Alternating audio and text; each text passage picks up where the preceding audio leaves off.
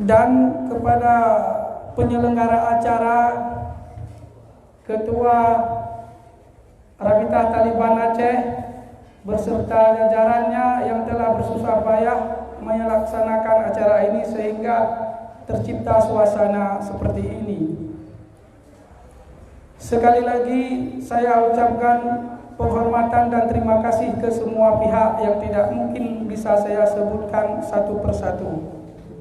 Untuk mempersingkat waktu supaya kita ada sisa waktu nanti untuk berdiskusi bersama, bersharing, maka langsung saja saya masuk dalam poin acara. Kapasitas saya di sini adalah untuk memberikan sedikit pencerahan tentang dunia trading kripto. Ini mungkin di sebagian dari kita menganggap perkara baru.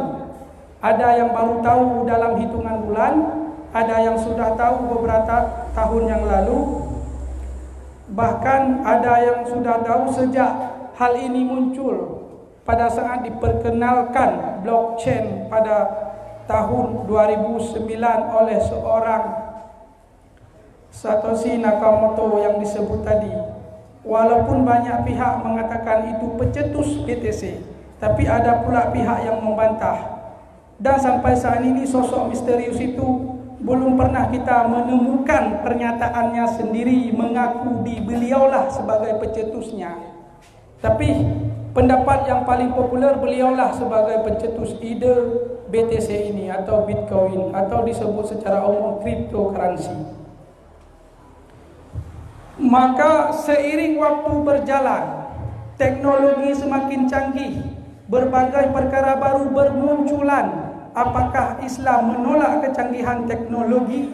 Apakah Islam tidak mau menerima segala bentuk perkara baru atau dalam hal ini transaksi dalam cara baru? Tentu saja sedikit saya memberi pandangan. Banyak pihak lembaga hukum ada yang sudah memutuskan, ini baik lembaga hukum di dalam lokal skala nasional ataupun internasional, banyak yang sudah memutuskan ini adalah jelas haram dengan alasan tertentu. Dan ada juga lembaga hukum belum memberi pandangan hukumnya, sedang mendalami kajian yang lebih mendalam, sedang menelusuri bagaimana status hukum yang sebenarnya. Dalam hal ini lumrah terjadi dua pendapat, ada yang telah memutuskan, ada yang sedang membuat kajian lebih dalam. Jadi pada intinya, pernah dalam hal trading kripto banyak pihak menanyakan kepada salah sira ustaz yang viral atau ustaz kondang, yaitu Ustaz Lurus Samad. Beliau juga pernah memberikan pandangan hukum terhadap trading BTC ini. Dalam hal ini beliau memberi pendapat. Ini memang saya tidak dalam kapasitas memberi pandangan hukum, tapi lebih kepada teknis apa saja kripto ini yang dilakukan di dalamnya. Tapi sedikit saya memberi tambahan supaya kita bisa menfilter, bisa menyaring terhadap pendapat-pendapat yang telah beredar baik di dalam kajian resmi ataupun di dalam YouTube yang bisa kita temukan. Ustaz Somad sendiri pernah mengatakan ketika bertanya, apakah cryptocurrency itu bertransaksi dengannya itu hukumnya halal atau haram? Beliau memberi pandangan, Islam tidak menolak kecanggihan teknologi, apalagi ini perkara baru, sejauh dalam setiap transaksi perdagangan bersih dari 3 unsur yang dilarang dalam Islam. Satunya adalah tidak ada unsur penipuan di dalamnya. Yang kedua, tidak ada unsur yang dirugikan baik pihak pembeli atau pihak penjual. Tidak unsur ketidakjelasan seperti orang mengundi-undi nasib atau menebak-nebak lagi. Maaf, lagi urung main tongsin lah. Nyo Garuda atau Buya, punya urung main jamun lah tongsin. Artinya menebak-nebak ketidakjelasan. Jadi menurut pandangan beliau, sejauh setiap transaksi bersih dari segala hal dari 3 unsur ini, maka itu boleh-boleh saja, sah-sah saja. Sekali lagi, saya tidak dalam kapasitas memberi hukum itu halal atau haram. Bisa kita melihat dan memfilter sendiri dengan referensi sendiri, dengan ilmu-ilmu yang sudah kita miliki masing-masing. Okey? Artinya apa? Hukum yang saban-saban katanya tupu, yang bawa setiap transaksi jual beli ada innya, ada bendanya, ada akadnya, ada serah terimanya antara si penjual atau si pembeli. Kalau tidak ada in, tidak ada benda, tidak ada akad, tidak ada serah terima, sering kita dengar itu tidak sah. Jadi kembalilah kepada kecanggihan teknologi seiring waktu berjalan. Nilai tukar barakan kalau gejelaskan oleh ustaz katanya guna mulai dari zaman segala muncul mata peng barter.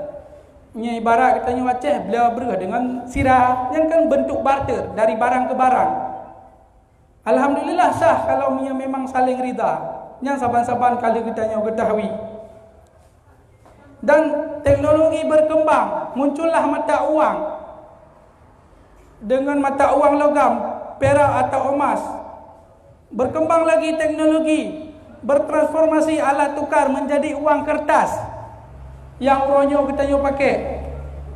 Berkembang lagi teknologi, seiring waktu berjalan, kecanggihan zaman tidak bisa dibendungi dengan alat-alat penemuan baru.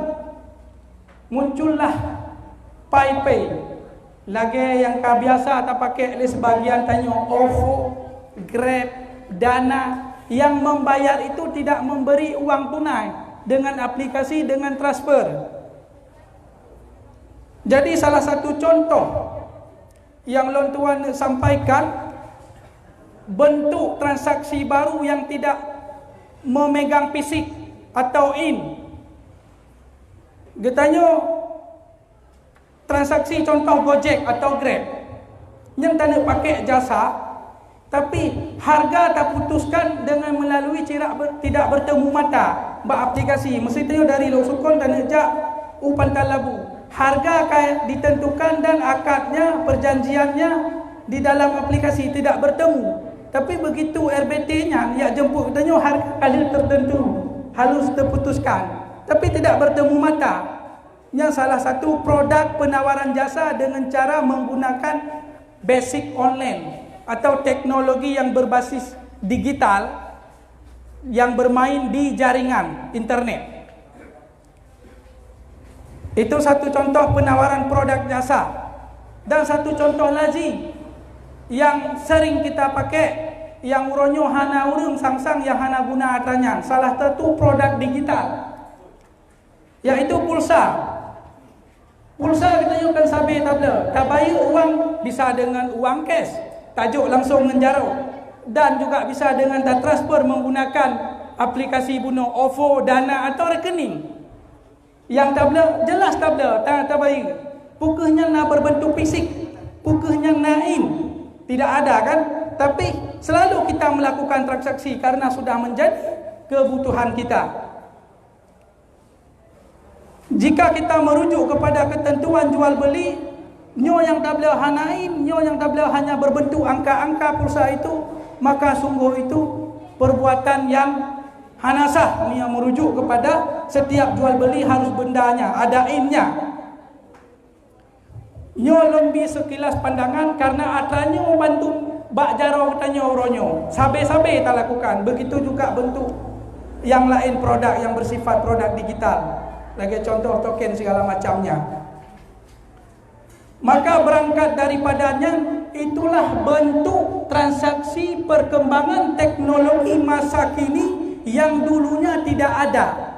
Kalau Islam menolak itu, tidak ada sah setiap transaksi jual beli karena tidak ada bentuknya, tidak ada fisiknya, tidak ada innya, maka sungguh pulsa yang tabla orangnya menjadi masalah besar bagi kita nyu.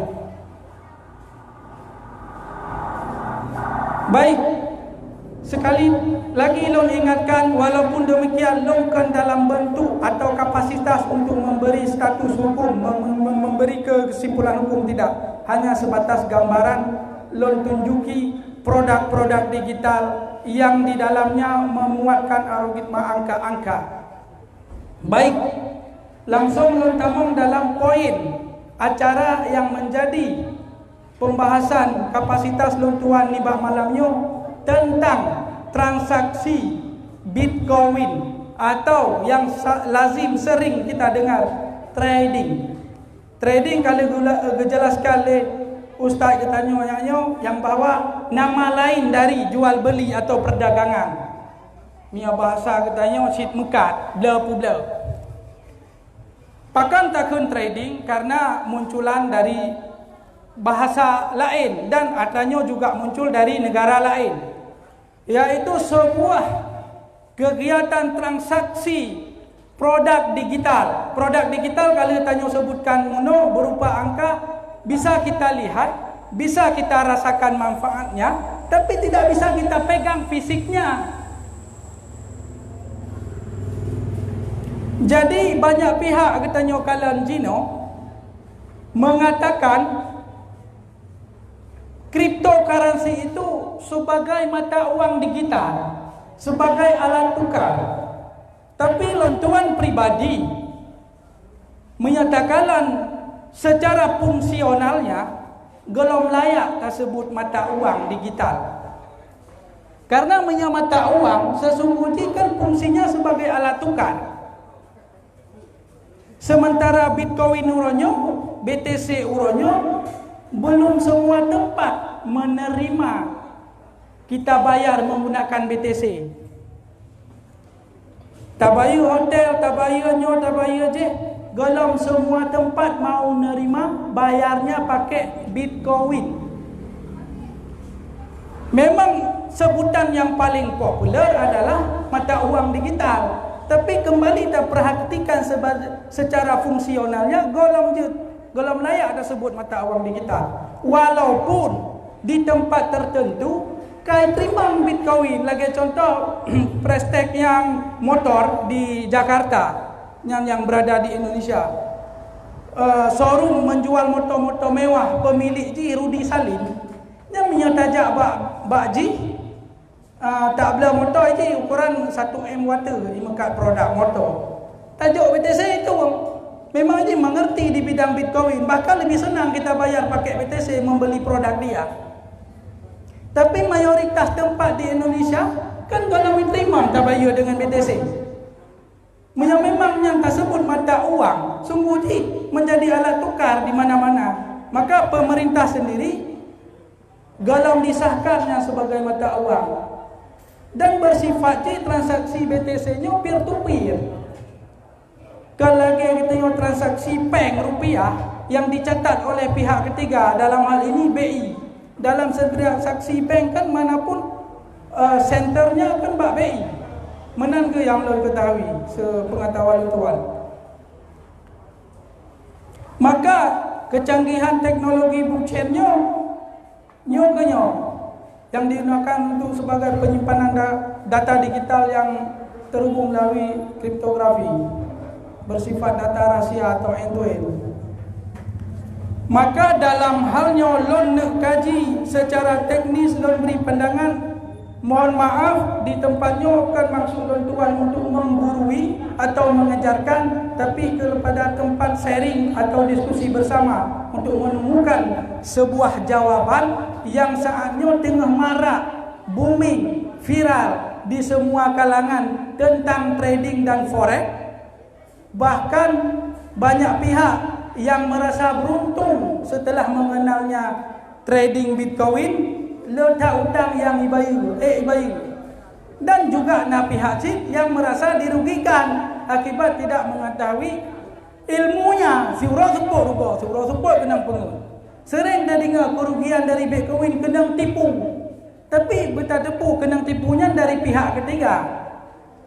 Sekali lagi long ulang lam, bagi pribadi lon pandangan lon Bitcoin itu hanyalah sebuah produk digital yang bisa kita beli, bisa kita simpan di dalam dompetnya digital atau yang sering disebut wallet. Artinya sejak bermunculan di 2010 sampai uronyo, bila urung yang paham ilmu dia guna BTC-nya sampai uronyo kesimpan mandangna, karena produk ini adalah produk digital, tidak berbentuk tidak berbentuk fisik, maka tempat penyimpanan pun ke lagi lemari rumah. Jadi ya bersifat digital wallet dompet Maka setiap katanya bela BTC, sistemnya, prinsipnya sama persis. Lagi katanya bela barang fisik atau hanya saja bentuknya berbeda karenanya digital, tapi sistem mainnya, teknis di dalamnya sama. Sebagai gambaran contoh yang lebih sabote, orangnya mohon maaf nak terdepa sama-sama pengadai syariah, pengadaian. Di dalam pengadaian syariah, ini agak melebar pacu supaya sebagai contoh produk. Pengadaian syariah nayadakan jasa jual mu, ipu belama ke katanya. Ipu belama katanya contoh mu orangnya si manyam, si juta. Tak belama tajak kenal. Print buku lagi, buku bank. Tajuk bank menghana dapur. Yang dapur adalah angka yang kali print bak buku dengan nilai gram ji atau manyam bahasa katanya Aceh. 1 juta kata rumah menghana dapur untuk antisipasi resiko susut, resiko gada, resiko bak simpan tu, meresiko rampok segala macam ji. Jadi sebelum kemudian yang tak boleh guna cuma hijau buku print, sebelum kemudian kata buku info kaya harga muka 2 juta. Tajaklah mak pengadaiannya kata pula long yang long belah semayang berusaha long nak pula. Tajuk buku pula tapualah peng 2 juta. Artinya fisik ni hana ada apa. Karena untuk mengantisipasi resiko penyimpanan kehilangan segala macam ji. Dan gambaran yang kedua. Jadi BTC Uronyo lebih tepatnya sebuah produk yang di dalamnya banyak manfaat bagi orang yang paham ilmu cara menggunakan, cara trading, cara beli, cara menyimpan, cara menggunakan.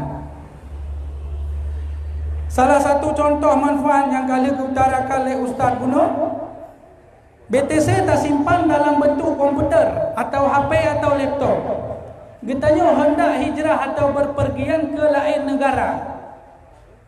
Bila secara manual getanya kan harus tak tukar peng getanya di exchanger dari tabar rupiah mesti tanya jauh Singapura kada payah dah pakai ke dolar awak. Tapi dengan saldo BTC atau Bitcoin di dalam HP, maka dia dengan mudah tak cairkan menjadi mata uang negaranya. Jadinya salah satu manfaat bagi lebih pandangan bacut yang sering tertipu dengan BTC atau kriptokrasi, hadirnya pihak ketiga. Ji hana mufum trading, hana mufum cara beliau, hana mufum menyimpan. Terus pihak ketiga, hai tamain BTC, tamain trading. Tapi ji hana trading kero, dipercayakan modal Pak Gop atau di belah BTC juk Pak Gop. Duduk-duduk ji kai pun karbo BTC. Padahal punya ji mufum persis lagi belah mu. Isimpan kero, ipu belah kero, iwatek kamahai. Maka hana terjadi kerugian dan hana terjadi gadah bak kedra. Jadi semenjak munculnya BTC dari 2010 bagi orang yang gebelah bak tempat yang benar, kesimpan cara yang benar sampai orangnya mantang menikmati manfaatnya. Bahkan melirik banyak kalangan di dalam dunia trading karena lagi yang kata debu nilainya sangat fluktuatif, naik turunnya sangat tajam. Maka karena fluktuatif inilah hudib perdagangan, ramai pihak yang tertarik. Karena jual beli lancar, harga seandainya tetap, gimana nak pelaku perdagangan? Gimana nak cok rubuh atau untung? Karena fluktuatif sifat ini, maka le orang yang melirik. Termasuk menyalagi katanya yang kalazim awal, tak boleh tak simpan. Tak pula watai mahal. Karena ya pergerakan fisiknya tidak begitu tajam, hanya fluktuatif. Dina orang yang hukum dunia kripto kau beralih. Jadi kripto yang tabelanya tak simpan di dalam dompet getanya, dompet wallet, maka pajan mentang getanya perle tarik, dia tarik. Pajan mentang getanya perle transfer ke pihak tertentu, dia transfer.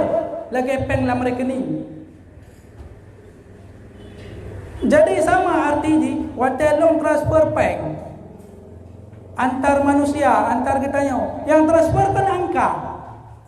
angka dari HP katanya Cina kami aplikasi. Ditambah angka pun. Pajan dia ke bank. Ketika tak cairkan bak ATM atau bak bank, kaji ke bentuk kertas kata dari BTC lagi yang cik. Dan transfer antar negara umpama. Nyolong nak beli sesuatu di Amerika contoh. Dengan harga masa 500 juta. Tinggal ada transfer BTC dengan nilai 500 juta. Hidih di negara je, cairkan laju dengan mata wang negara Roy. Yang salah satu teknis di dalam BTC. Nah, terkait legalitas pemerintah. Sampai orangnya golongna yang belum ketahui untuk disetujui. Karena bagi pemerintah menjadi saingan menggunakan Bitcoin di rupiah itu. Jenamanya setiap tempat kai terima BTC. Salah satu contoh yang kelong sebut guna di Jakarta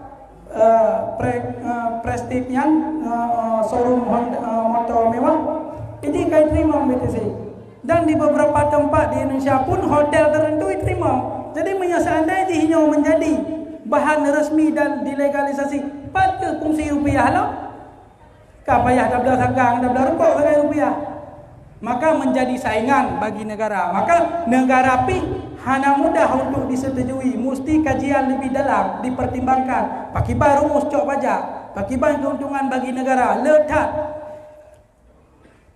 Maka dari sekian banyak lembaga yang kita ketahui itu untuk lebih dalam kita searching sendiri di YouTube. Nah, lembaga yang telah memutuskan haram, nah lembaga yang belum memutuskan masih dalam kondisi boleh-boleh saja. Nah, yang mengatakan samar-samar. Nyan bacut pandangan yang teringat don untuk sampaikan terkait BTC yang segata tanya apa-apa mulai full muncul 2000 kurang sampai 2020 kehilangan belum pernah terjadi. Selama katanya tak simpan di tempat yang benar, tak ada di tempat benar. Yang sering ketipu kehilangan karena ada percaya pihak ketiga. Karena ada yang terkuasai ilmu, tidak ada skill tentang itu, mereka percaya itu bagus. Yang keenam yang tukang pungut, ada pihak ketiga yang tukang pungut. Tapi selamanya betul ada pungut dari awal sampai akhir, 12 kurun pun muncul sampai orangnya yang mentangnya atranya. Dan nilai ini terus naik. Bahkan di bulan puasa yang kau ikut hampir 1 M, sekurang 50 sekian. Orangnya kata jual tolong. Ya. Bahkan galak tak simpan karena fluktuatif. Nah, di dalam dunia kripto banyak jenis kriptonya, berbagai macam. Salah satu panglima kripto yaitu BTC. Makanya banyak orang kena terjun dalam perdagangan kripto butuh ilmu, butuh skill, mana meramah. Sama sih tak dagang pinang, tak dagang meh, tak dagang nyo, tak dagang dia kan butuh ilmu di dalam dunia perdagangannya. Mihana kan mudah rawan kena penuh. Ya, jadi sekata hanya lo menyampaikan teknis tentang kripto, tapi lagi-lagi lo mengpegang ke dalam konteks untuk mengambil keputusan hukum. Jadi selebihnya untuk menghematkan waktu, lo kembalikan kepada moderator. Sekian dan terima kasih untuk sementara. Channel ini mempersembahkan informasi aktual dan hiburan. Dukung terus dengan cara like, subscribe, and share. Terima kasih.